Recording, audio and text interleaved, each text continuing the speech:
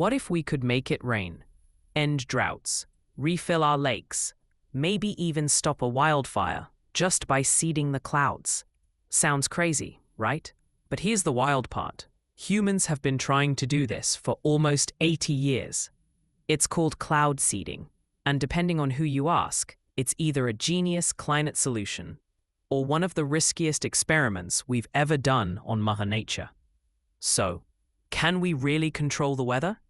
Let's find out. Our story starts in 1946 with two scientists, Vincent Schaefer and Bernard Vonnegut. Yep, the brother of the famous writer Kurt Vonnegut. They discovered that by dropping tiny particles of silver iodide into cold clouds, you could make rain or snow appear out of thin air. The world went nuts for the idea. Imagine a technology that could make deserts bloom or stop floods. But things got complicated. In the 1960s, during the Vietnam War, the US military tried to weaponize weather. The project was called Operation Popeye, and the goal was to make it rain longer over enemy supply routes. It kinda worked, and it scared a lot of people, because suddenly, weather control didn't sound so peaceful anymore. So how does this even work? Here's the simple version. Planes or rockets spray microscopic particles, like salt or silver iodide, into clouds. Those particles act like seeds.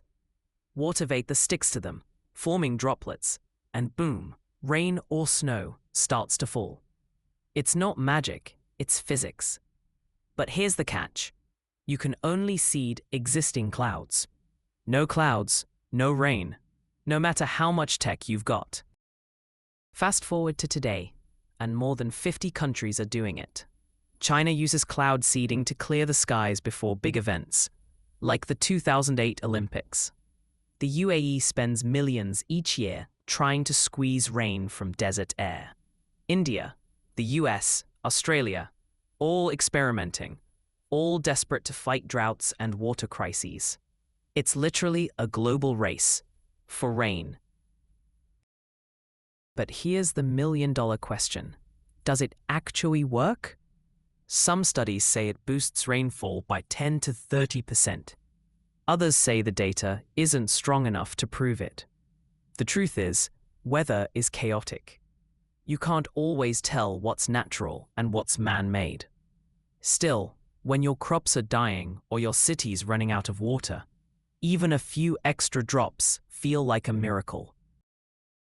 But here's where things get tricky. Who decides where it rains? If one region seeds the clouds, does that mean another region loses its rainfall?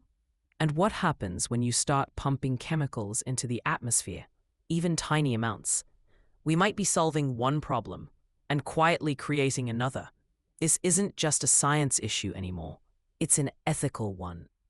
Do we have the right to manipulate nature, even for a good cause? As climate change brings more droughts, floods, and heat waves, cloud seeding is gaining attention again.